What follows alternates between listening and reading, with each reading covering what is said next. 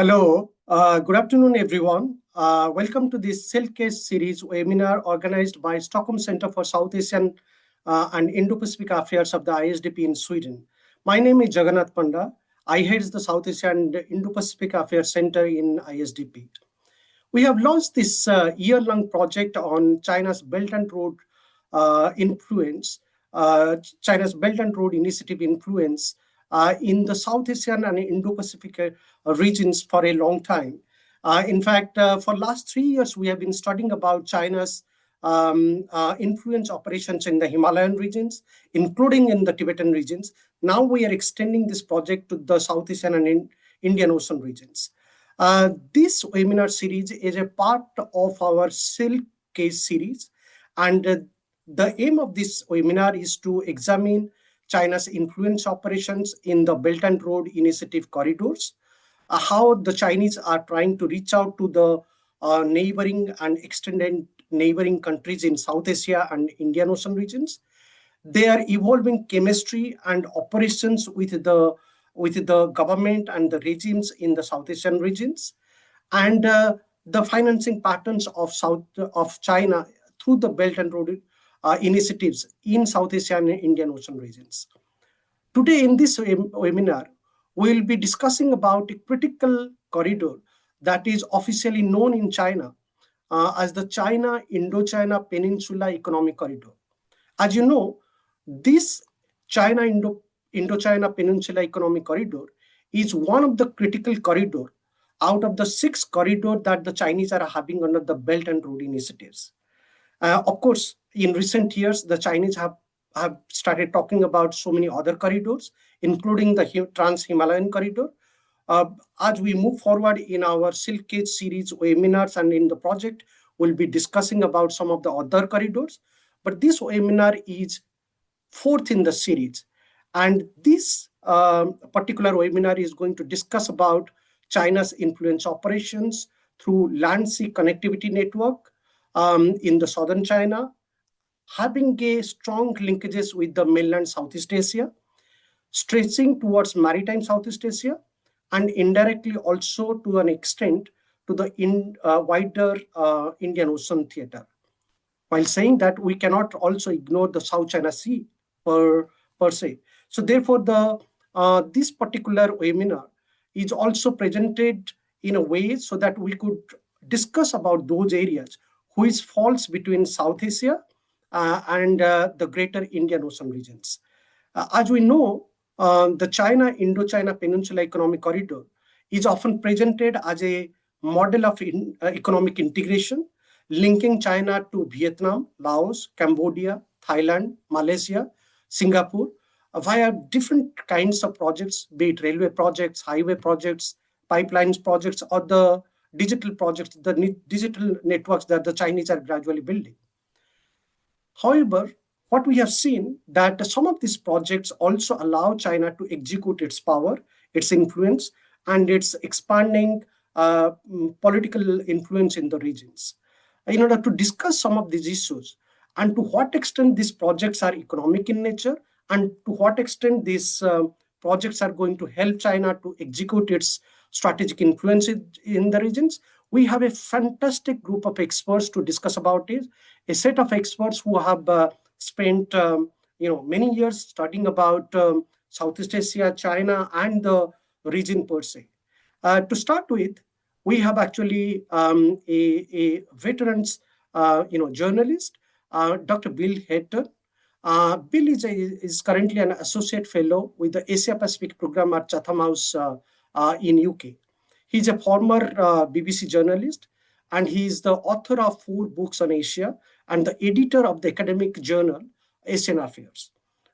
He was actually BBC's reporter in Vietnam in 2006 to 7 and was seconded to the public broadcaster in Myanmar in 2013 to 14. And Bill frequently writes in open forums, and he has been following not only the Southeast Asia, but also how the Chinese are strongly executing their strategic linkages in the regions. Welcome to this webinar, Bill. Then we have Dr. Katarzyna Anna-Nawroth. She's a policy economist, well-known scholar in the policy strategic circuit. She's not only well-known international scholars at the Department of Regional and Global Studies of Faculty of Political Science and International Studies at the University of Warsaw, but she is also holding one of the important position as the Deputy Chair of the Committee for Future Studies at the Polish Academy of Sciences. She also works very closely with the Vice Rector's office, and she has a PhD in economics, and she's well known in terms of her scholarship in the Southeast Asian affairs, as well as in the China and Southeast Asian relationship. Welcome to this webinar, Katarzyna. Then we have a well-known Japanese strategic thinker, Captain Kentaro Feriwa.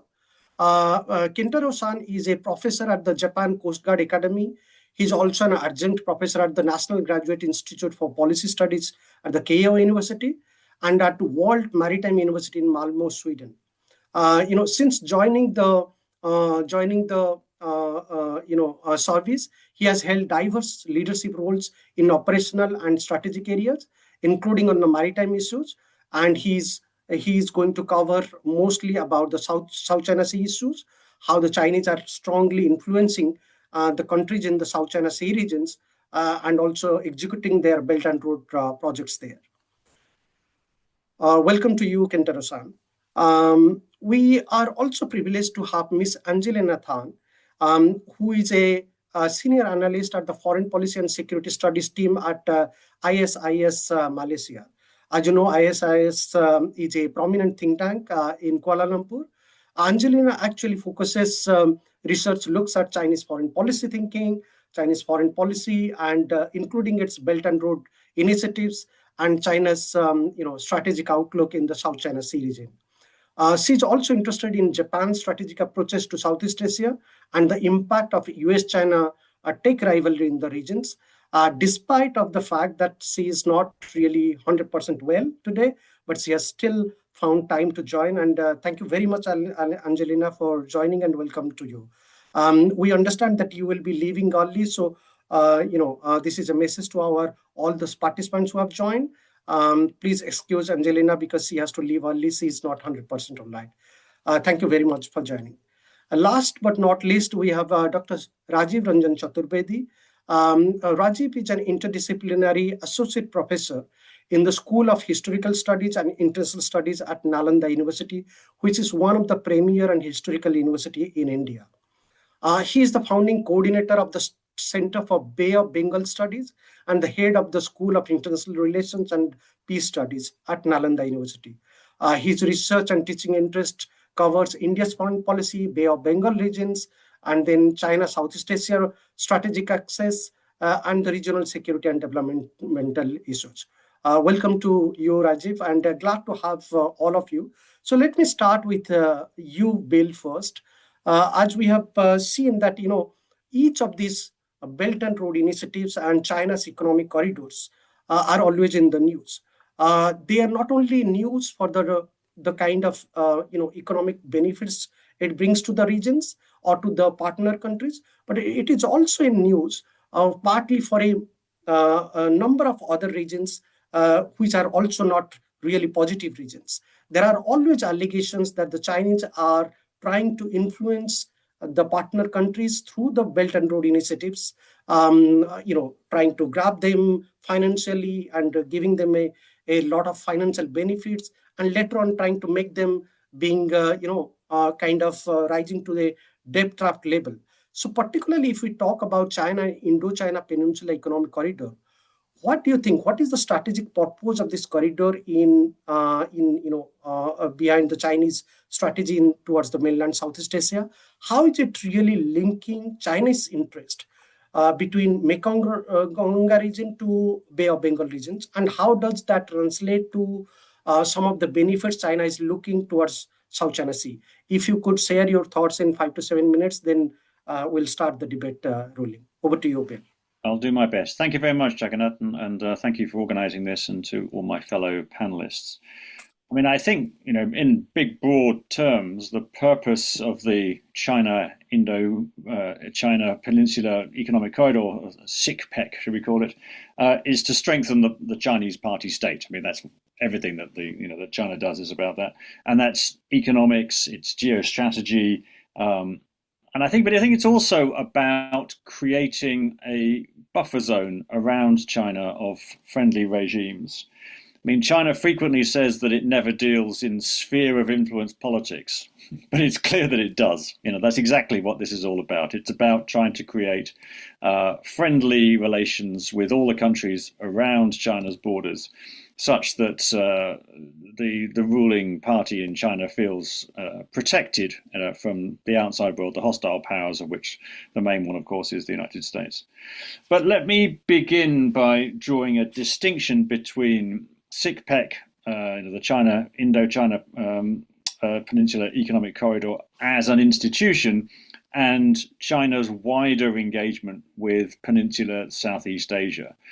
I would say broadly, actually, CICPEC has been a bit of a failure, but the rest of it is much more successful. So, and I think it's also worth saying that China and Indochina, if we want to use that French colonial terminology, are right next to each other. So in many ways, it's natural that there's going to be some kind of connection and a great deal of connection. And it's worth saying that this connection has been pursued by lots of people. I mean, if we go back to 1992, it was the Asian Development Bank, which is very much Japanese sponsored, which founded the Greater Mekong Sub-Region Initiative, which contains Cambodia, Laos, Myanmar, Vietnam, Thailand, and two provinces of China, Guangxi and Yunnan. In 2004, it was Vietnam that proposed a two-belt, one-circle relationship with those southern Chinese provinces. And I think that was largely because at the same time, the two countries were organizing the demarcation of the Gulf of Tonkin, and they had a boundary dispute. And I think this might have been seen as a bit of a sweetener from the Vietnamese side to sort of encourage the Chinese to accept a deal that in many ways did not favor the Chinese side. And then CICPEC comes along in 2010, even before Belt and Road is formally announced in 2013. And I think it was really an effort by Beijing to try and boost development, particularly in Guangxi province on the border with Vietnam. And at the time, Guangxi was the fourth poorest province in China.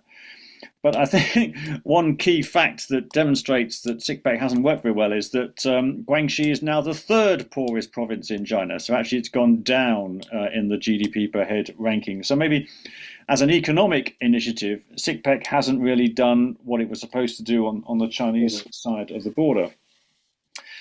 But of course, China's engagement has continued and takes new forms. And I think the most important form is the Lansang Mekong Cooperation Forum, the LMC, which was founded in 2016, clearly after Belt and Road Initiative had been announced. It includes the same 6 countries as the ADB's Greater Mekong Subregion, but of course it's under Chinese direction, not under sort of ADB/Japanese direction. And here we see a much more holistic form of engagement, much more diplomatic than economic. And we see there are biennial summits with leaders, there are annual foreign ministers meetings. A lot of this is very formulaic, but it's of course a way that China engages just 5 countries in ASEAN, which is quite unusual. That sort of ASEAN is usually allergic to meeting with sort of less than the full 10, now 11 member states. But in this, there's an Indochina Peninsula Southeast Asia grouping here that meets separately with China outside its sort of ASEAN plus China arrangements. And I think we can sort of safely describe this as some kind of order building exercise, by China. This is about kind of trying to institutionalize structures that sort of build a consensus around, China's interests in Southeast Asia. But I think it's more than this. I mean, because ASEAN itself was driving RCEP, the Regional Comprehensive Economic Partnership, the sort of big trade agreement that sort of united all of ASEAN's separate trade agreements. And of course, this is ASEAN, all 10/11 members, plus 5 of its its trading partners. Obviously, India didn't want to take part, but Australia, New Zealand, China, Japan, South Korea came into force just over 4 years ago. And predictions suggest that by 2035, less than 10 years' time, 90% of goods traded under RCEP will be tariff-free. So this, I think, is a massive incentive, not necessarily at a government level, but at a company level, at the firm level, for cooperation and integration, between China and all of the ASEAN countries plus Japan and South Korea. But it's a particular logic, I think, because so much of Chinese industrial production is located in southern China, in Guangzhou province, that this has had a major impact on northern Vietnam in particular. And if you look at the way that the ADB's Greater Mekong subregion is operating, that's also really providing great weights. So there's something called the early harvest, and they've now under a GMS project, which basically allows trucks to from one country to operate in another country, which itself is a way of speeding up the kind of the connectedness of the supply chains between southern China, northern Vietnam, and the rest of the Greater Mekong subregion countries. And you can just see the impact that's just one soft example. Plus, you've got all the sort of road building, and in due course, we're going to have railway building as well. And you just look at what's happening to China-Vietnam trade. Bilateral trade between China and Vietnam, grew by 25% last year. This is a massive trade balance in favor of China. Vietnam, exports 70 billion to China, but China exports 180 billion backwards. So it gives China a trade surplus just last year of well over $100 billion. And of course, some of that is genuine trade, some of that is sort of redirected China-US trade. And when President Trump forgets about Iran, maybe he's going to remember that Vietnam is causing him some trouble on these trade issues, and he will respond in his usual fashion. But this is something obviously that Vietnam is concerned about. It doesn't want to be dominated by China. And I think when we talk about how Southeast Asian countries respond to, this massive power on their northern borders, I think of it in three ways: need, greed, and fear. These countries need growth. They want to become richer countries. They don't want to get caught in the middle income trap. Vietnam has got a massive growth agenda right now, and the other Peninsula Southeast Asia countries want to catch up, want to do the same thing. But none of them want to be dominated. So they all have sort of management or ways that they think they're going to try and manage their relationship with China, whether it's through diplomatic means, whether it's through going slow.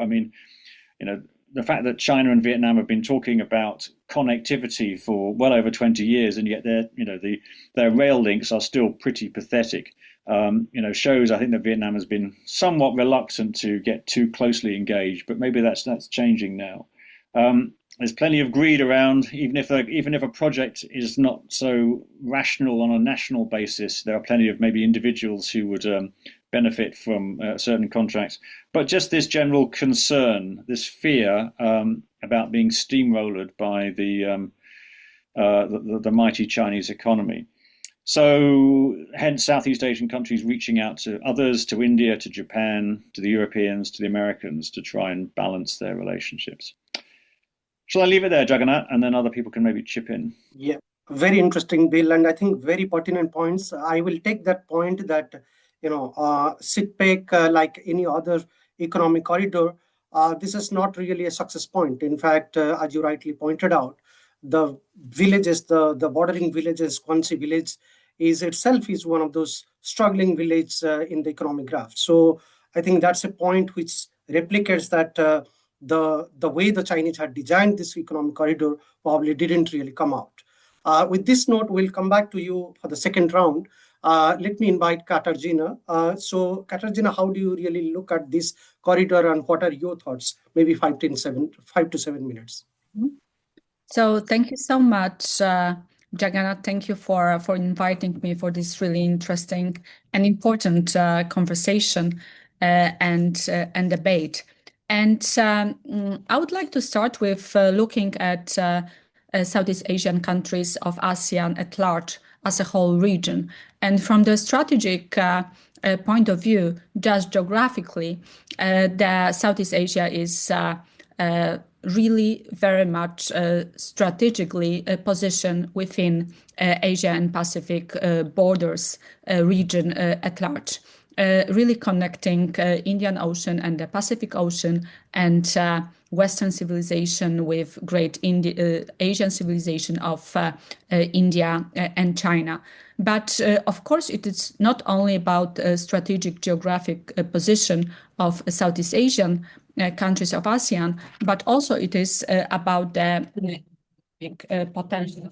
And here I would like to indicate that if we look over the last few decades at the region, we have seen really impressive transformation from low and lower middle income countries towards really advanced industrialization and wealth and development. In actually majority of the countries from the region, maybe except for Myanmar right now.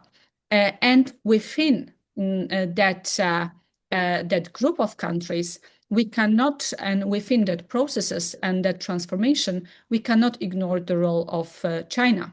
And that role has been evolving, and that role can be observed at the functional, I would say at two levels, at the functional, real level, but also institutional level. And I do see that complementarity between those two dimensions and the corridors. There are this really real connectivity cooperation on the ground, which is complementing the institutional connectivity of different sides. And when we look at the countries from the region, especially those which are in Indochina and in the core of the corridors, they are the least developed countries, again, from Southeast Asia. And that's why we can see their vulnerability from the Chinese influence in terms of decision-making processes in many international organizations. So from the Chinese point of view, there is a clear strategic interest. However, from the countries of the region, there is a very important component of developmental advancement and the need for cooperation. So I think I will. Thank you, Katarzyna. I think your point about there are two layers how this corridor is evolving. One is the functional side, and the other one is institutional side. So maybe in the second round, you would like to explain a little further about this, how institutionally this corridor is helping China to stay engaged with some of these countries and exert its strategic influence. With this note, let me invite you, Angelina. We know that you are not at 100%, but you could be very brief, shortly. You could just make your points, maybe 4 to 5 points. You could shortly explain so that you don't have to, speak for a long time. Yeah, over to you, Angelina. Thank you, and thank you so much for having me. I just wanted to start by saying that my views are very much my own and don't represent that of my country or my institution. But having said that, I wanted to share a little more about Southeast Asia's point of view of BRI and I guess CICPEC. And I think it's important to start with the start. The concept of CICPEC, the concept itself is significant for Southeast Asia because it essentially puts a plan to a challenge that the region has been struggling with since ASEAN's expansion in the 90s, and that is basically the bridging of the different economic capacities across its member states. And particularly, these countries tend to be in mainland Southeast Asia, countries like Laos, Cambodia, and Myanmar. So CICPEC, by trying to improve the connectivity and introduce this so-called economic corridor, it provides an answer to something that the region was already struggling with. And it tries, or it at least aims to actualize Southeast Asia's economic potential, which, of course, Bill has already said that maybe it's kind of a failure and has not really done what it aims out to do. But that was the intention. So there was an appeal to it, right? And another part of why CICPEC or BRI in general is so appealing is that it had a regional or maybe even a global framework in mind that emphasizes interconnectivity and mutual growth between not just China, but and not just neighboring countries, but especially developing countries, like Katarzyna was saying. And this really mirrors ASEAN's language and agenda because it is inclusive and it helps regionalism and regional development, if you will. And to be fair, this idea of interconnectivity in this region is not new. There have been lots of discussions about things like inter-country rail linkages for years, for decades preceding CICPEC's proposal, one of which is, for example, the Pan-Asian Railway.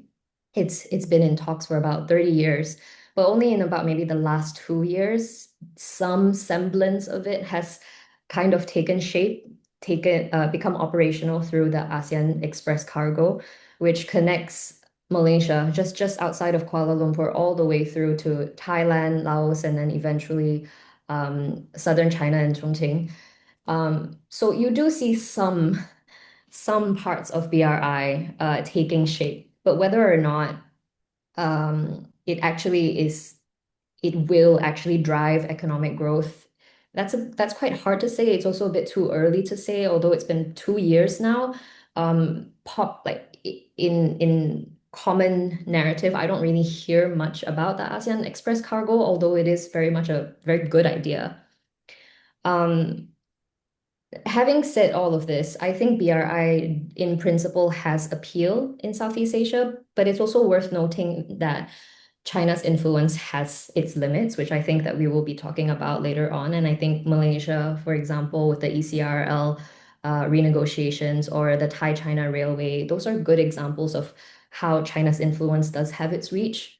And Southeast Asian countries also are obviously not naive to some of the issues that China is basically like an elephant in the room about. I think Bill has mentioned the Mekong, South China Sea. These are both issues that host major sources of tensions.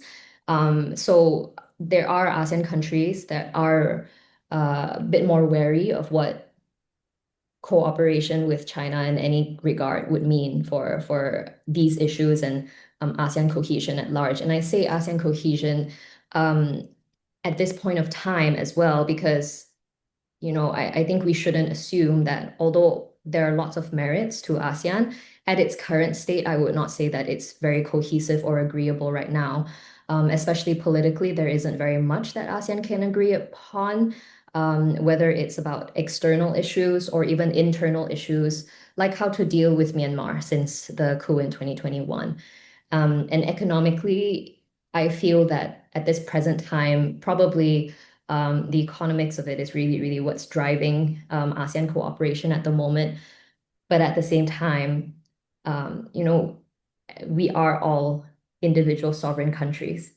So we do see each other as competitors, but of course we try to work towards complementarity wherever we can. So if CICPEC is about opening linkages, and this is the current state of Southeast Asia, and CICPEC inherently depends on Southeast Asia's cooperation, ASEAN's cooperation with China. We should also ask the question of how genuinely open to linkages are these sets of countries. I'll leave it there. Thank you. Okay, thank you very much. Very useful comments. Angelina, your last point about competitors. How do you really see the countries in this linked directly with this corridor? As competitors, is there a kind of subtle competition among them to look China in certain prisms, in certain lanes, negatively or positively? Maybe you could throw some lights on this in the second round if you could. But now let me invite Kentaro-san to you. How do you really see this corridor, and how the Chinese are, exerting their maritime influence in the regions via this corridor? Over to you. Hey, Sam from Tokyo. Good day, everyone. I'd like to thank first having me in this important series of online seminars. As I am specialized in maritime issues, I will talk about how CICPEC looks from the sea. Today, we are witnessing a profound transformation in how power is projected across Southeast Asia. At the heart of this shift is China's Indochina Peninsula Economic Corridor, CICPEC. On paper, specifically Beijing 2015 visions and actions for the Belt and Road Initiative, this corridor is defined as a pillar of economic cooperation linking major cities via high-speed rail, fiber optics, and energy pipelines. However, we must look beneath the surface of this connectivity. While connectivity was once promised as a new Silk Road for prosperity, it has increasingly evolved into mechanisms of structural dependence. By embedding a nation's economic infrastructure and data standard into Beijing-centric system, it gradually narrows that nation's diplomatic autonomy. China has attempted to apply this Silk Cage model to maritime domain as well, specifically in the South China Sea. We see this in the persistent offer of joint development and maritime infrastructure aid. However, unlike in some, the continental projects, these maritime efforts are stranding. Coastal states are increasingly recognizing that accepting these Silk offer often means compromising their sovereign rights under international law. Today, I will focus on why this transition from lines of connectivity to zones of control is facing significant resistance. Why CICPEC so vital for Beijing? It is far more than a construction project. It is a geopolitical apparatus designed to reorder the regional power architecture. Its strategic intent can be summarized in these 3 points. First, the overcoming of the Malacca dilemma. China's energy lifeline is vulnerable as long as it depends on the Strait of Malacca, an area influenced by the US and its allies. By securing the land bridge through the Chaopiu port in Myanmar, a critical maritime node, China seeks an alternative route directly into Indian Ocean by passing the bottleneck or the choke point of Malacca Strait. The second, the projection of maritime power from continental base. By establishing dominance over mainland Southeast Asia, China creates a logistic and intelligence backyard that supports its military and legal presence in the South China Sea. And third, the building of strategic influence through development cooperation. By providing massive strategic financing and technical standards, Beijing replaces international norms with China standards. This is a process of normative persuasion, leveraging a nation to step away from global rules and into a close Beijing-led order. Now, why does joint development become a cage rather than just a business deal? It functions through 2 psychological and political mechanisms that translate into concrete strategic control. First is the sunk cost trap, which is the most visible in data infrastructure. Once a nation adopts Chinese technical standards or satellite system like Baidu, it becomes all in. The massive financial and technical cost of switching systems later makes it politically impossible to back out, even if the Beijing demands sovereign concessions. In this way, technical dependency effectively blocks a nation's political exit route. By entrusting their eyes at sea to Chinese standards like the Baidu system, States surrender the interpretation of their own maritime domain to Beijing. This undermines their technical sovereignty, making them dependent on China to even understand what is happening in their own borders. Second is erosion of the norms, which target resource management. Seductive phrases like setting aside disputes are invitation to lower the seals of international law. Once a nation agrees on an opaque bilateral deal and replaces the exclusive rights granted by UNCLOS, United Nations Convention on Law of the Sea, with ambiguous terms, raising the seals again become a diplomatic nightmare. This process effectively paralyzed a coastal state legal standing and moved to legitimize Beijing's 9-dash line. By the time the danger is realized, their legal identity has already eroded from within, leaving them trapped in cage of China's de facto control. This silk-like soft entry is a very mechanism that uses psychological and technical ties to create an inescapable structural dependency. But the story does not end with Chinese dominance. Southeast Asian nations are not passive victims. They are exercising agency despite the dilemma of structural dependence. Look at Philippines. In 2018, the Duterte administration signed a memorandum of understanding on oil and gas cooperation with China. Many feared that Philippines would trade its legal victory in the 2016 South China Sea Award for economic gain. However, the country's strong legal identity acted as a brake. The Philippines constitution requires full control and supervision by the state over natural resources. When it became clear that China's proposal, which sought to set aside boundaries and share sovereignty, violated this constitutional mandate, the deal collapsed. In 2022, Foreign Secretary Russin famously declared that no one particle of sovereignty would be surrendered. The law acted as an antibody against structural encroachment. Consider Indonesia. In late 2024, a joint statement during the President Prabowo's visit to Beijing used the phrase overlapping claims. This caused an immediate national outcry. The Indonesian Foreign Ministry, Parliament, and civil society stood firm, reaffirming that Indonesia had no overlapping claims within the illegal 9-dash lines. The sovereign resilience proves that even when economic cooperation is desired, the people will not allow the law to be compromised. Why has the Silk Gate stalled at sea while succeeding somehow in the Mekong River or other railways? The answer is UNCLOS.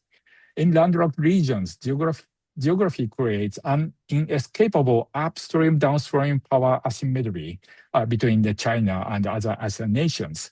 But in the global commons of the ocean, UNCLOS serves as a great equalizer. It defines exclusive rights with mathematical boundaries, rendering vague historical claims legally void. Because of the trust in the rule of law, coastal states can refuse cross bilateral governance and instead maintain their agency by inviting alternative partnership with the US, Japan, India, and, for example, the EU. For maritime nations, at sea, it's not just a resource pool, it is a legal space tied to national dignity. In this space, UNCLOS remains the most effective defense against the structural filtration of great power. In conclusion, the Silk Gate is currently stranded in the South China Sea. The Beijing's calculation was the economic attraction would eventually neutralize sovereign rights and the international law. They were wrong. Connectivity must not be a tool for a cage.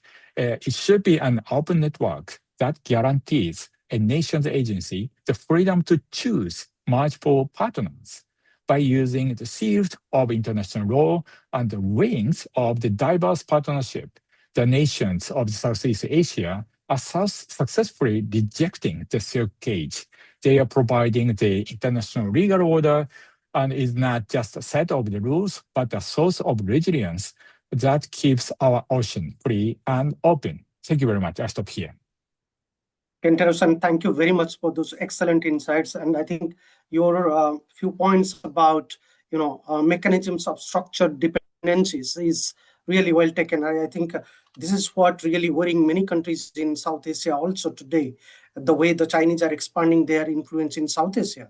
But you also mentioned three interesting points, how the Chinese are planning to overcome the Malacca dilemma, then protecting their maritime, projecting their maritime power and the strategic influence through infrastructure. We'll come back to discuss some of these points with you in the second round. But now let me invite Rajiv to you, maybe 5 to 7 minutes.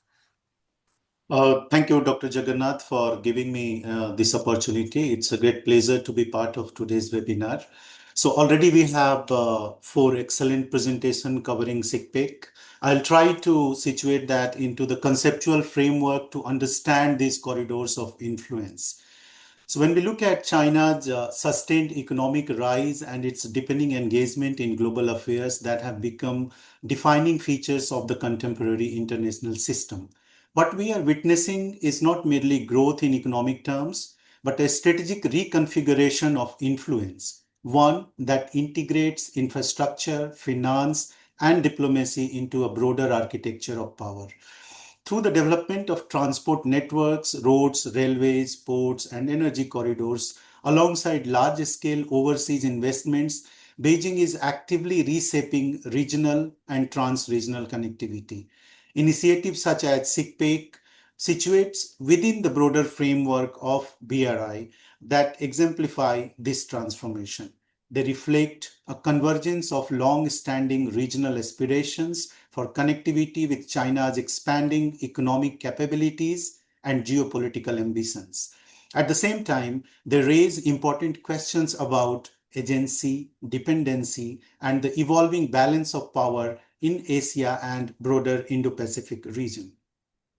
China's investment model, often characterized by fewer overt conditionalities beyond adherence to the One China principle, has found resonance among many developing countries, yet the opacity surrounding the scale, composition, and financing structures of these investments complicates our understanding. Distinction between placed, planned, and actual investments are frequently blurred, making it difficult to assess both the opportunities and the risk embedded within these engagements. For countries in Southeast Asia and the wider Indo-Pacific, this presents a complex calculus: how to harness the economic benefits of enhanced connectivity and capital inflows while managing concerns relating to sovereignty, sustainability, and strategic autonomy. When we look at the popular discourse on BRI, it characterizes it as either about infrastructure or development finance, when BRI is fundamentally what I call the politics of routes. It is a strategic project that converts geography into a structured influence. The central question, therefore, is not what China builds, but what controls over routes enable China to do. Routes are not neutral. Historically and theoretically, access in a space has always been organized to serve political ends. Control over routes determines who moves, and under what conditions. It regulates access to markets, resources, and even ideas. Hence, routes are instruments of power. They shape strategic hierarchy along with territorial reach and economic potential. Today, we are witnessing it very well in the Straits of Hormuz. When we situate for example, maritime connections, MSR, one of the major part component of BRI within this framework, it becomes clear that it is not an isolated policy. MSR, along with corridors like the CICPEC, reflects a systemic attempt to reorganize a space itself. It is a geostrategic stitching connecting continental and maritime Asia into a network that enhances China's positional advantage. Its significance can be understood through concept of grand strategy, where the broadest articulation of how a state pursue its long-term objective in the international system that links the ends and the means by indicating what a state wants and how it intends to achieve it. China's grand strategy is anchored in the idea of national rejuvenation or Chinese dream. The BRI, particularly MSR and other 5-6 projects which were discussed earlier by panelists, are central to this vision, representing China's effort to expand its economic outreach, shape its external environment, and transition from a rule taker to a rule maker in the international system. This operates through a strategic access to markets, raw materials, investment opportunities, and crucially to information and influence networks. It encompasses port access, overflight rights, logistics hubs, and communication channels. Routes become mechanism through which access is produced and controlled. The centrality of the politics of routes lies in its capacity to structure dependency. By building and managing routes, a state structures dependency. It embeds itself into the economic and strategic lifeline of other regions.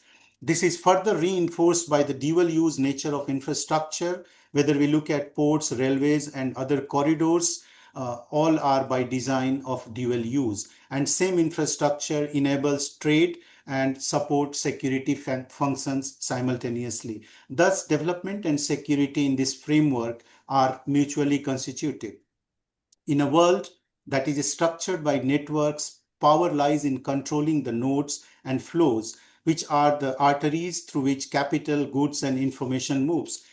So BRI is an attempt to position China at the center of these networks. It is a spatial reorganization where influence flows along corridor, making connectivity a source of power. Simultaneously, these projects are deeply narrative driven. Any rising power must construct a story about itself and the world. Narratives shape perceptions, legitimate actions, and regulate the terms of discourse. The BRI is framed as a revival of ancient Silk routes, echoing a language of connectivity, cooperation, and shared development. Beneath the rhetoric of mutual benefit, however, lies a distinctly strategic logic of power projection and positional advantage. Finally, there is a deeper conceptual tension at play in how China imagines space itself. On one hand, there is a traditional notion of the bounded state, that is territorial geobody. On the other, there is an idea of a civilizational state that extends beyond borders through networks, culture, and connectivity. BRI operates in this second category. It prioritizes routes over borders, flows over fixed territories. So these projects are collection of projects are attempt to reconfigure how power is organized in a space. By controlling routes, China seeks to structure access in order to ultimately shape strategic outcomes. Therefore, this Chinese BRI is a grand strategic project rooted in politics of routes. It reorganizes a space, structures access, and in doing so, reshapes the foundation of power in international system. I stop here in this round. No, thank you very much. I think your point about routes are not neutral, and the politics of routes needs to be understood is critical in the space of this discussion. We will come back to you for the second round, but since Angelina has to leave early, so let me start the second round with so much being discussed about China looking at this particular corridor as a gateway for its integration with the Southeast Asian economy, infrastructure, and also the connectivity projects through which they want to control the regions.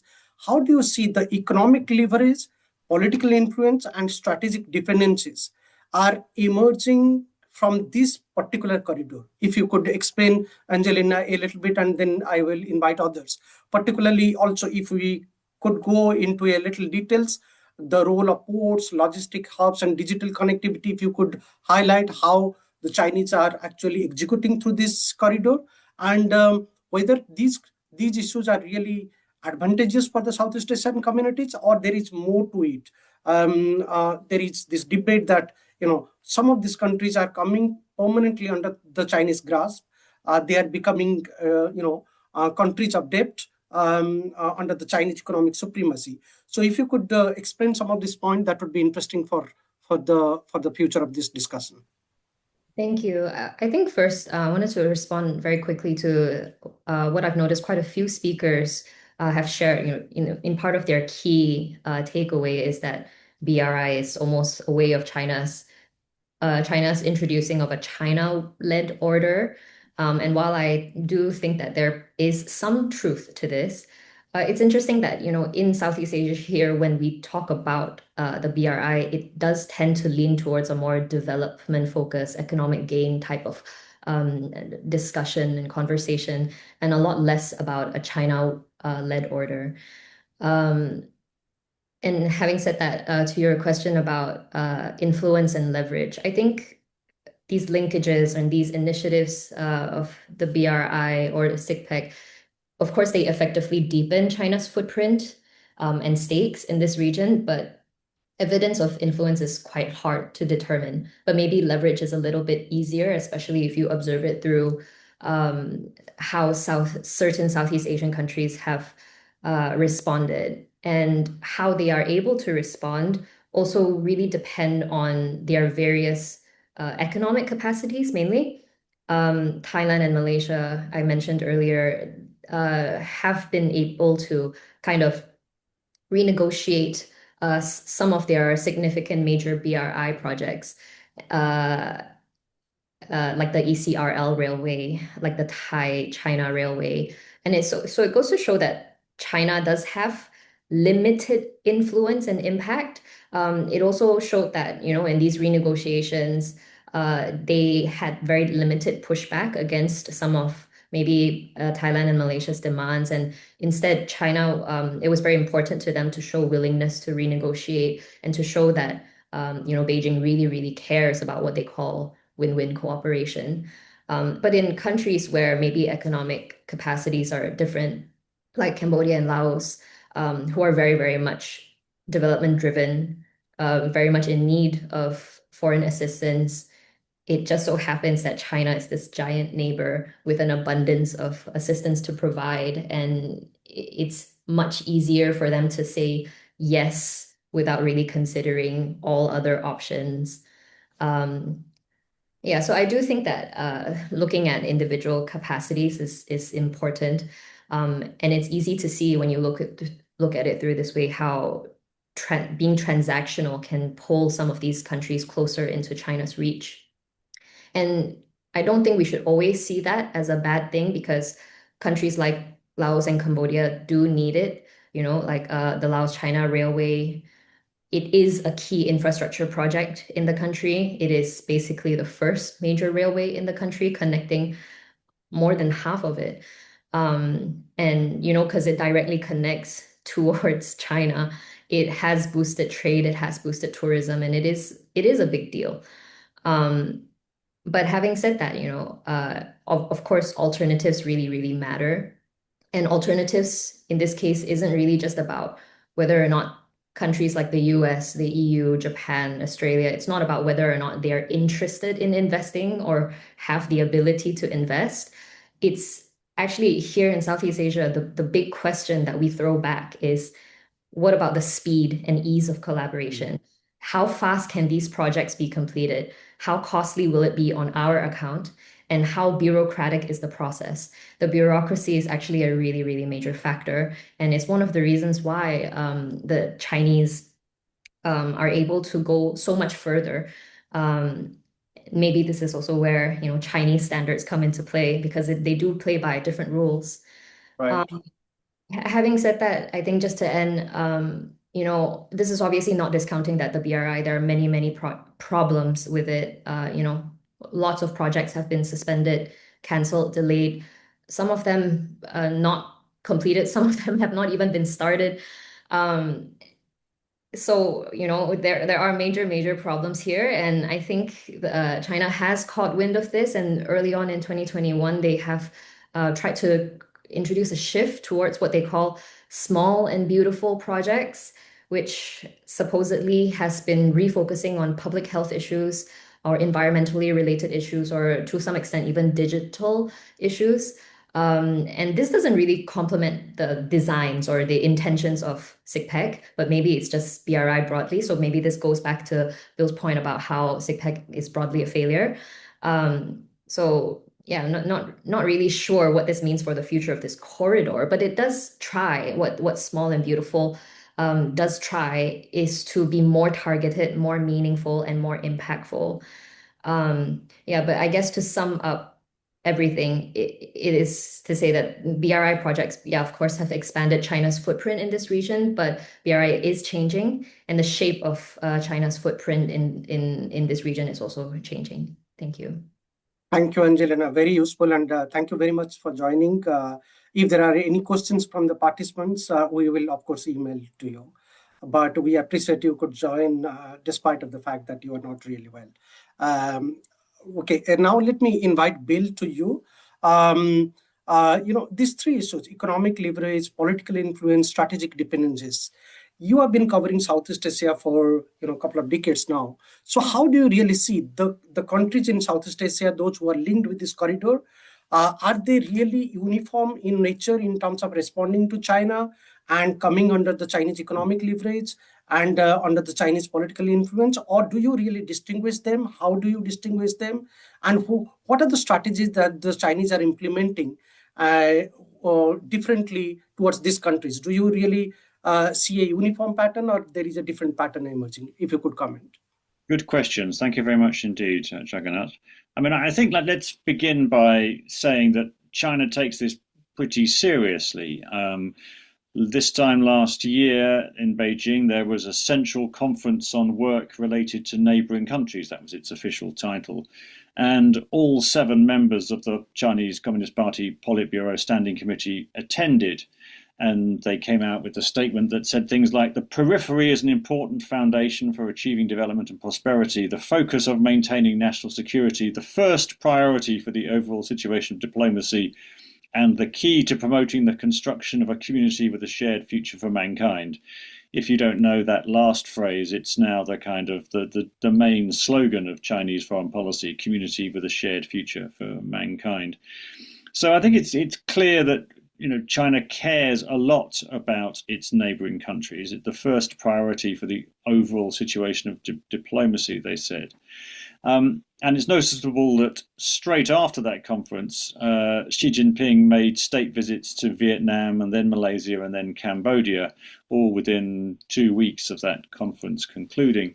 So I think it's fair to say that the leadership of the Communist Party of China takes Southeast Asia, very seriously. And it's worth thinking about the kind of regimes that it's dealing with. You have 2 Leninist states on its borders. You have Vietnam and Laos. You have a military regime in Myanmar. You have a sort of authoritarian nominal democracy in Cambodia, a fairly free democracy in Thailand, and a more free democracy in Malaysia. Basically, the further you travel from China's borders, the more democratic the regime type becomes. But most of these states have fairly small elites in charge. And I think from the perspective of the Chinese leadership, they're more easy to deal with. And particularly when it comes to Vietnam and Laos, you have Leninist parties talking to Leninist parties. They understand how each one works. And the fact that they can have party-to-party ties as well as state-to-state ties gives an extra depth to those connections. Vietnamese, the General Secretary of the Communist Party of Vietnam, To Lam, he just became the president as well, which is a very unusual thing in Vietnamese politics. And his first visit straight after becoming president formally was to go to Beijing with a big delegation, and they signed 32 bilateral agreements. But it's interesting to note that just before that happened, China and Vietnam had what they called their 3+3 meeting for the first time, which was defense ministers, foreign ministers, and significantly ministers of public security. And I think there's 2 takeaways from that. One is that this shows that on a party-to-party level, on the important things like maintaining public order and public support, the Chinese and the Vietnamese are very interested in talking to each other and sharing ideas, the dark arts of managing a population. But I think there was another angle to it, which is that actually state-to-state ties are in a difficult space at the moment, particularly with the South China Sea. And so this was also, I think, a way of, talking about how they might manage public opinion if things go wrong, but also coordinating positions to try and avoid conflict breaking out in the South China Sea.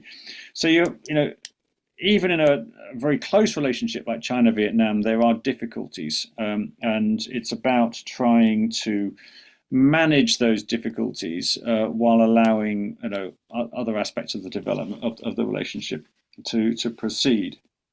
And I think the broad aim of China's engagement with these states, actually probably to do with all states, is to try to get them to conform to China's interests in the long term. That may not be as blunt or as rude as telling them do this, don't do that, but it may be more subtle and long term, so that actually the partner country kind of internalizes a sense of where China's red lines are, and chooses of its own apparent free will not to go against them. And of course, the most obvious one would be the one China policy, as Beijing frames it. That they're not going to have, they're not going to recognize, Taiwan diplomatically. But that said, pretty much every Southeast Asian country is working with Taiwanese companies because they are, big investors and very advanced. They want the technological sharing, and it goes to a greater or lesser extent in terms of actually working with the Taiwanese authorities. A few Southeast Asian countries have quite a lot of their citizens working in Taiwan. Philippines, Malaysia, Indonesia Vietnam, being pretty big. And so, they do find ways of working around Beijing's objections. So it's not entirely a kind of a one-way street that the Beijing can tell them what to do. But I think that's the kind of, at the diplomatic level, that's clearly what Beijing is trying to achieve. I think I don't know whether they deliberately set out to use trade, infrastructure as tools of leverage. I think the debt trap diplomacy argument, I think, has sort of gone away now, and there are plenty of countries that are in hock, are in debt financially to China, and of course Laos is spending billions on this high-speed railway that it could not afford, has ended up leaving it in considerable debt to China, and that's going to be a problem. One reason maybe why Vietnam has been much more circumspect about building high-speed rail links into China and trying to indigenize it, trying to work with other partners, trying to get the Japanese and other countries involved instead.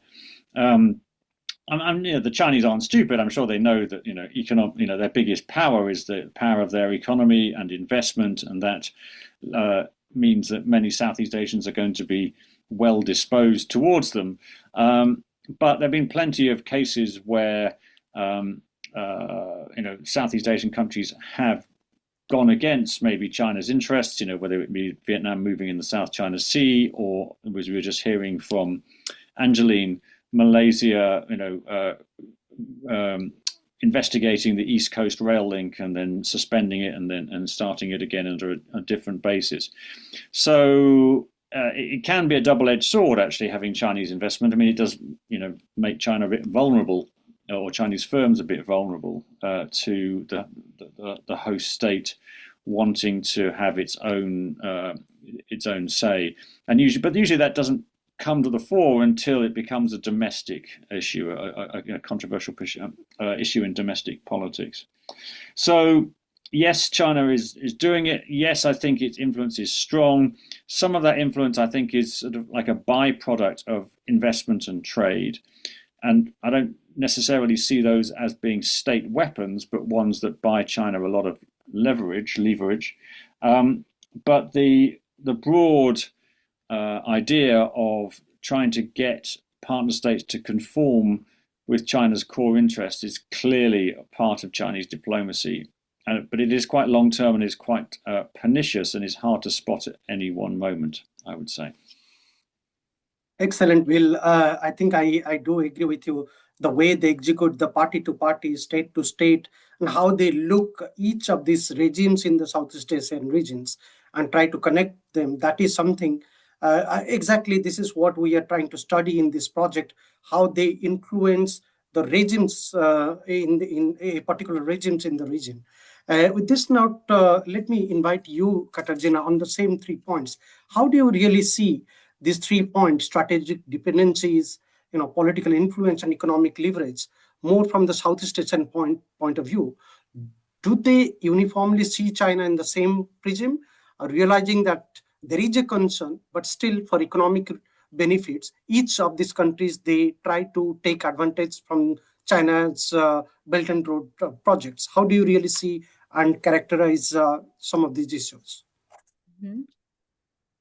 Thank you, Jagannath. Well, I would start with saying from my European perspective that I see the countries from the region, including those in Indochina, as very pragmatic. I think so is China, and from that viewpoint, I see the complementarity of these 2 dimensions, the functional cooperation of the countries from the region between themselves, as well as with China, and institutional dimension in forms of different kind of institutional cooperation, including the free trade areas. And if we look at that, then again, we also do see the complementarities between different approaches. So there is no one approach. This is extremely interesting. If you analyze, let's say, free trade areas in a region, we see the conclusion of ASEAN-China free trade area almost, more than 20 years ago. And then still we see different kind of cooperation between the countries. And according to some of my research, we also do see the positive impact of trade regionalism, despite this overlapping of different kind of cooperation within the whole region. And this complementarity also is reflected in a stronger influence in general of bilateral cooperation rather than multilateral. However, for least developed countries like Myanmar, Laos, Cambodia, but also Vietnam, it is multilateral cooperation. And in that respect, there's importance of ASEAN itself. And we could have been able to observe the advancement of China-ASEAN free trade area just last year in October for ASEAN-China free trade area 2.0. And this is clearly showing that we do not have cohesion, as mentioned by Ms. Angelina, between the countries from the region. However, at the level of ASEAN, they are still talking with the same voice. And in all that, when we see all those infrastructure connectivity we are discussing here, they are intensifying all those institutional cooperation of different kinds. Just to mention tourism, just to mention the flow of entrepreneurship, just to mention the involvement in global value chains. And the countries do not speak with the same voice, especially in terms of the strategic influence and strategic approaches by China.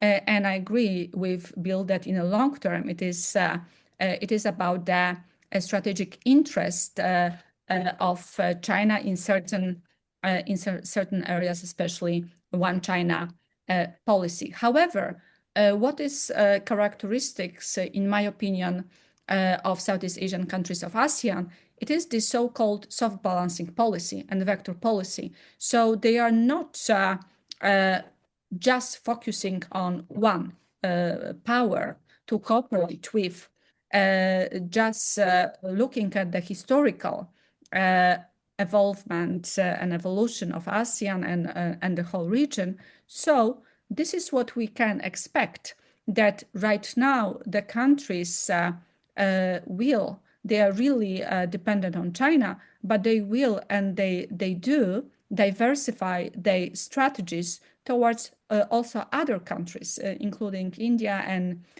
Europe and Japan and Korea, the middle powers, and they should do it. So I would say that we have this evolution from soft balancing policy towards maybe adaptive policy, adaptive balancing policy in the future. And all of those countries, they are competitors, and they were also competing with China for the markets. However, they are also cooperating. So I would say we have this competition in the broader region of East Asia as a whole. Thank you. Interesting point, and I think your point about adaptive balancing policy is very interesting. And earlier you also pointed out how they are looking at bilateral engagement over multilateral engagement, in particularly when it comes to the ASEAN countries in the region. And that is very relevant in the context of this corridor. Kentaro-san, over to you. How do you really see these three particular issues more from the maritime point of view?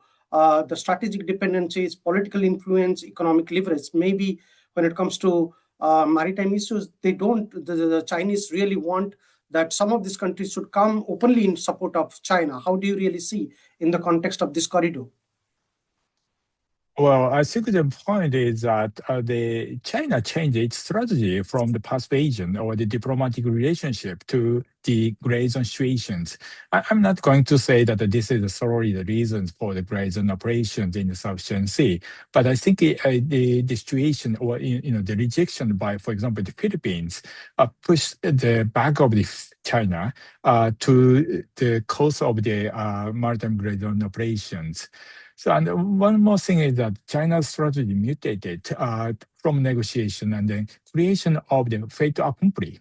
It is instead of the negotiating with the ASEAN nations, but showing their presence in the South China Sea, and then they are the physically showing the ships in the South China Sea, and then they changed strategy.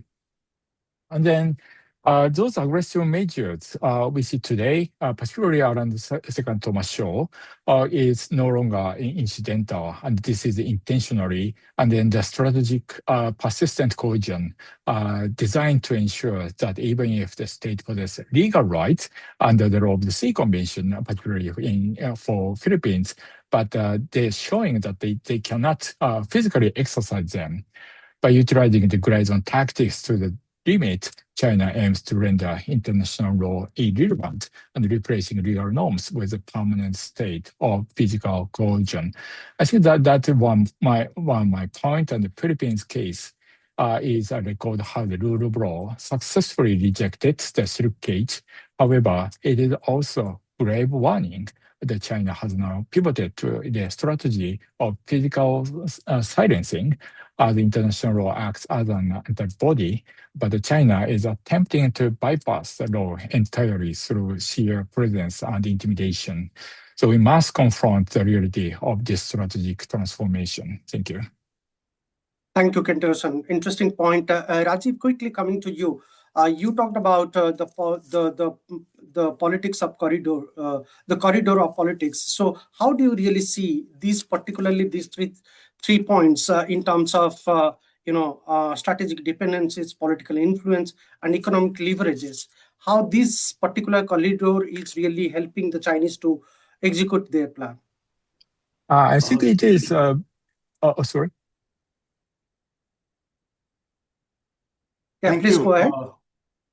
Thank you, Dr. Panda. I think if we look at what we are discussing, CICPEC and other infrastructure projects, When we look at influence, it is produced, it is extended and stabilized. It operates through three interrelated mechanisms. So economic dependence, strategic access, and dual use system. So first, when we look at China's deployment of large scale financing through institutions like AIIB, with an and other capital pools like Silk Road Fund that enable the construction of infrastructure across all Southeast Asian countries and other places.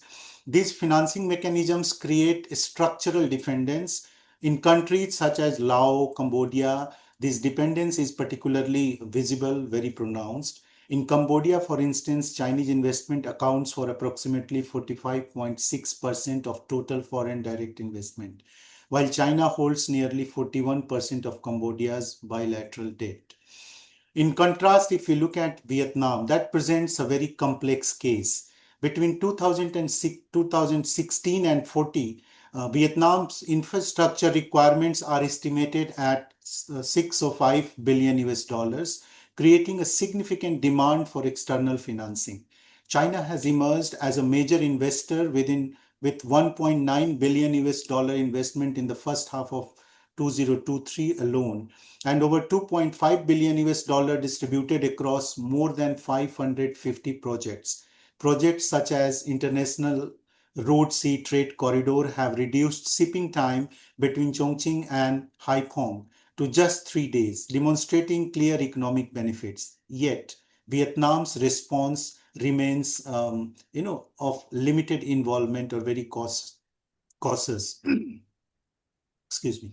It participates selectively while simultaneously diversifying its partnership with actors such as Japan, India, and other players, including United States. So that reflects acute awareness that connectivity can translate into dependence. Thus, in all Southeast Asian countries, we observe variations, but the underlying mechanism remains constant. Infrastructure produces asymmetrical economic relationship that shape states' behavior over time. The second mechanism is strategic access. So corridors that connects market also extend strategic reach. By linking inland regions to coastal zones and maritime routes, CICPEC, for example, integrates continental Southeast Asia with South China Sea and further west towards Bay of Bengal and Indian Ocean. That creates layered connectivity. Ports, logistics hubs, and transport corridors together form a network that enhances China's ability to shape flows of goods, energy, information, and simultaneously also strengthening its strategic presence across multiple theater. When trade flows, military flag also flows with that. So, for instance, China's engagement in Mekong sub-region combines with its infrastructural presence in Myanmar and its connections to Southeast Asia's eastern seaboard demonstrates how corridors are embedded within a broader continental maritime integration strategy that results in a connected spatial architecture. And finally, the dual use systems are defining feature of these corridors as it blurs the economic and strategic functions. Infrastructure such as ports, railways, digital networks poses clear strategic utility. Digital infrastructure can shape technological standard and data flows. Ports and logistic hubs can support security cooperation. Same way energy networks and pipelines can reconfigure patterns of dependence. An important insight emerges when we consider cases where economic viability is uncertain, yet projects persist. In such instances, it becomes evident that the primary logic is not commercial, but strategic. So when we talk of politics of routes, it's most visible precisely when strategic commitments exceeds economic rationality. And there are multiple examples in South Asia also, whether we look at Sri Lanka or Pakistan. At the same time, we also note that this is not unidirectional process. Southeast Asian states are not passive recipient. Thailand and Vietnam pursue balancing strategies while ASEAN frameworks and alternative connectivities, as other speakers highlighted, introduce elements of contestation. Engagements with partners such as Japan, India, European Union, and United States create competing pathways of connectivity. As a result, there is no monolithic sphere of control. It generates a negotiated strategic terrain on which influence is embedded, resisted, and recalibrated. And one point I also want to reiterate, which Bill mentioned at the beginning about party to party and state to state connection, and that I call political framework. I think when we are considering influence or corridors of influence, that is one of the most important factor, but less studies. And now China is taking a lot of interest in wherever they are building these projects, building that political framework, and that political framework is gradually leading to more influence. So I stop here. Okay, thank you, Rajiv. Very useful comments. And in the interest of the time, we are roughly having 10 to 15 minutes. There are already some questions we have received. Let me read those questions, and then we could go in the reverse order. We'll start with Rajiv, then Kentaro-san, then Katarzyna, then we'll end with Bill. So first question, would you say China is to some extent embedding its own industrial and digital norms through CICPEC into the regulatory framework of mainland Southeast Asia? Then there is also another interesting question. How does the CICPEC interface with China's global security initiative? Is there evidence that these economic corridors are evolving into security corridors where infrastructure access is being traded for maritime surveillance or naval basing rights? I think particularly Kentaro-san, this will be interesting for you to look at, and also for you, Bill, because at the beginning of this discussion, you mentioned that this corridor has not really been successful for China from economic point of view. So is it really entering into a security corridor? So that's a very interesting question. And then the last, there is one more question with respect to the talks on the politics of routes. Till what extent is the development of the CICPEC driven by China's need to bypass the Strait of Malacca versus a genuine desire for for regional economic integration? So maybe we'll start with you, Rajiv, first. So try to answer. You can pick and choose. Try to answer these questions in 2 to 3 minutes maximum, so that we can end in time. Yeah, thank you. Sure, thank you. I think I'll first try to answer that is their attempt to bring security. And I'll go back to the initial remarks of Kentaro-san, where he talked of Beijing-led order or Sino-centric order. I think there is a gradual and very systematic attempt to bring by China through these projects, whether digital connectivity, data server, or technological penetration of different country to bring their own standard. And it's very, very important. Over the process, it will increase the dependency of countries, and that's where they are gradually attempting to capture and set their own standards. So from rule taker to rule maker, they want to be part of that, and that's very, very significant development where that raises the concerns about security of all country. Second question about politics of routes and whether CICPEC and others are entering into, are there evidences of naval presence or other indicators of security? In short, yes, there are indications of that. But I also want to underline here that politics of routes is not imposed. It is negotiated. So we need to understand the dynamics where countries are, and that's where we can't see it in one, putting them into silos. All are very much interconnected, and this politics, that's why I use the term politics of routes. So when countries see real or potential threat, there was a concept of periphery also came in during the discussion by one of the speakers. So when they perceive either it's real or potential threat, they either allow access or create access or stop it.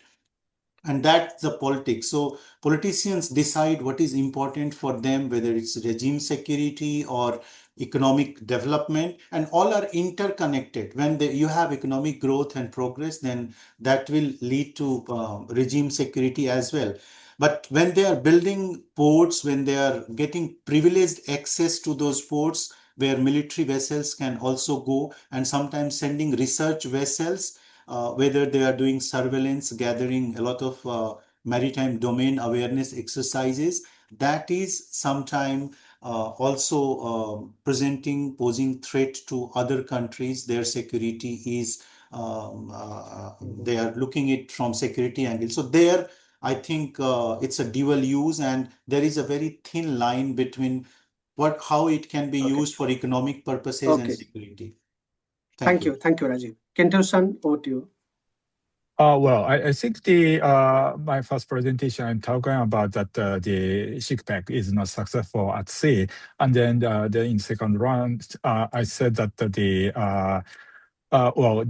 China changed its strategy to the negotiation to the gray zone tactics, and then what this means is that I think the CICPEC is one of the strategy, or how to say, accepting CICPEC is accepting operation system in the region.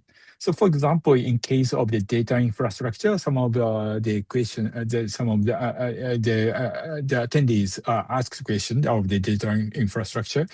If the regional countries accept, for example, the BIDO system, that is the equivalent to the GPS system of the United States, all the foundation is moving to the BIDO system.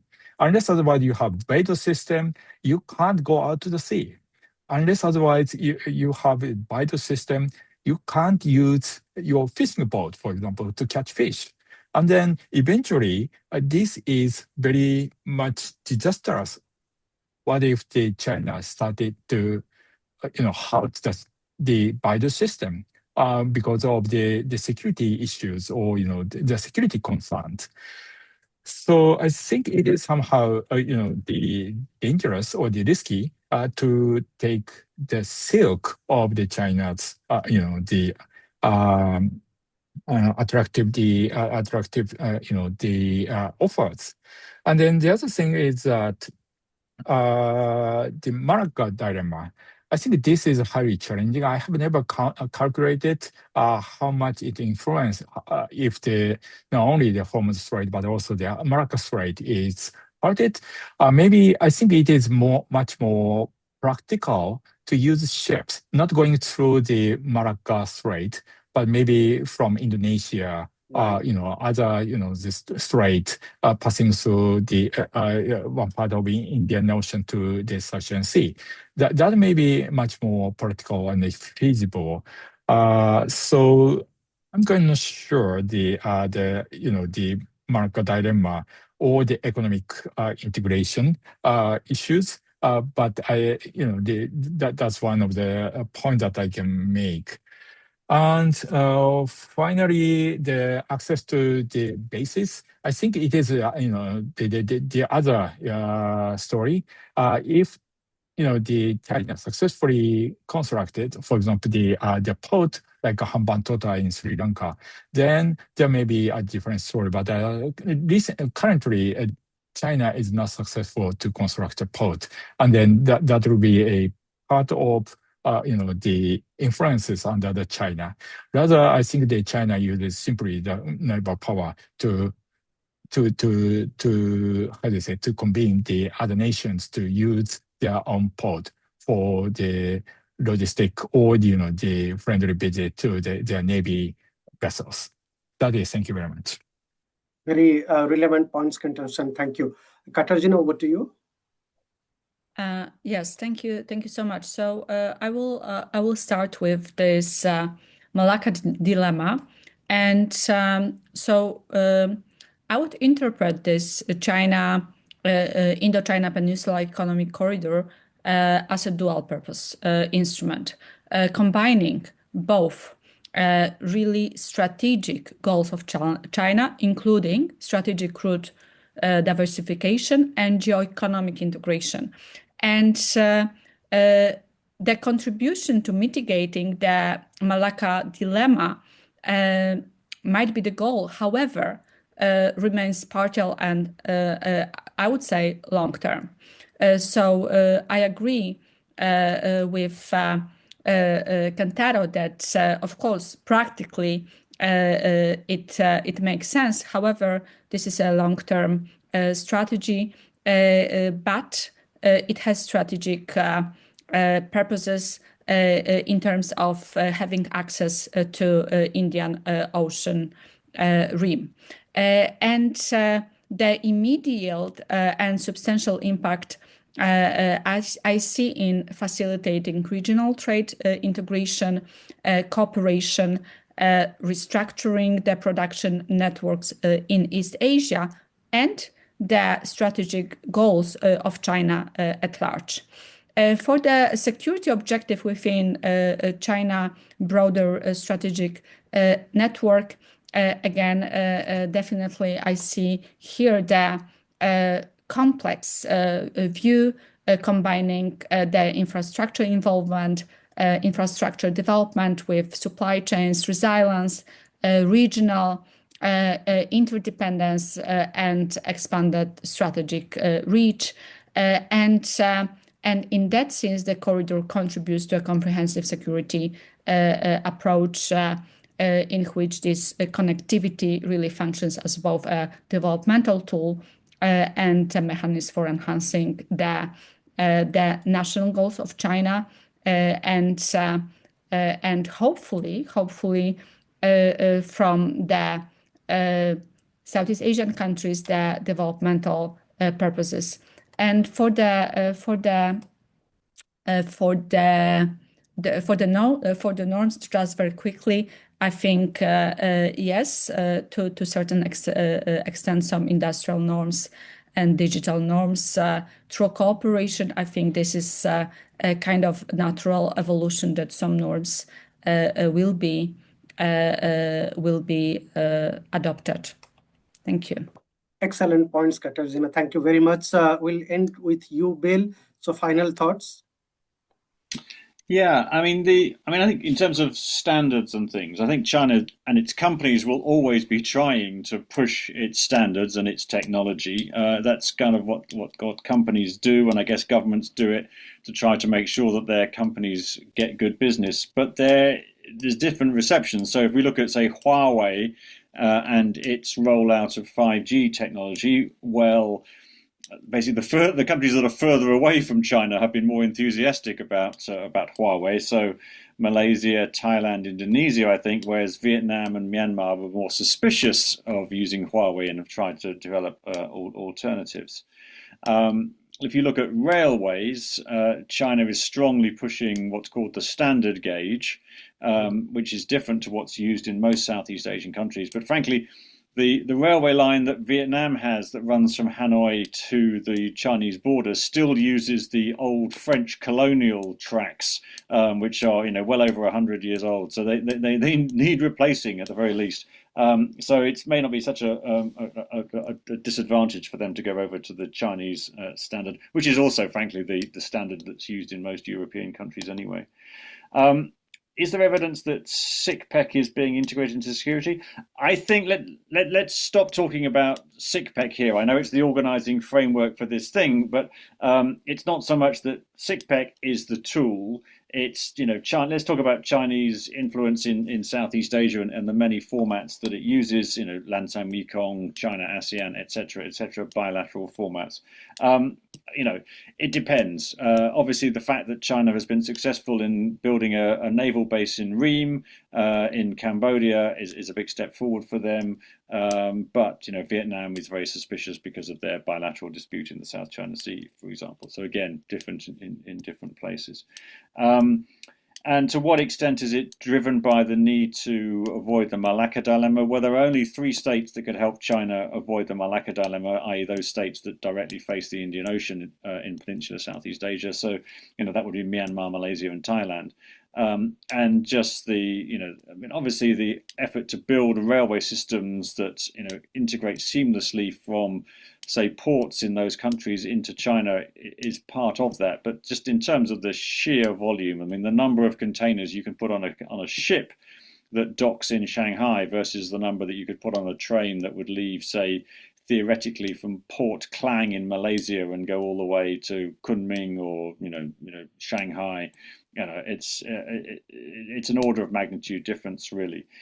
So they can, and the terrain is just so difficult. It's mountainous, and the maintenance and the infrastructure will be very costly. Much cheaper just to float your stuff. One thing that people could have mentioned, but I don't think it's been mentioned so far, is maybe China's interest in the Arctic. The idea of going all the way around via Russia and coming to Shanghai that way as a means of avoiding the Strait of Malacca.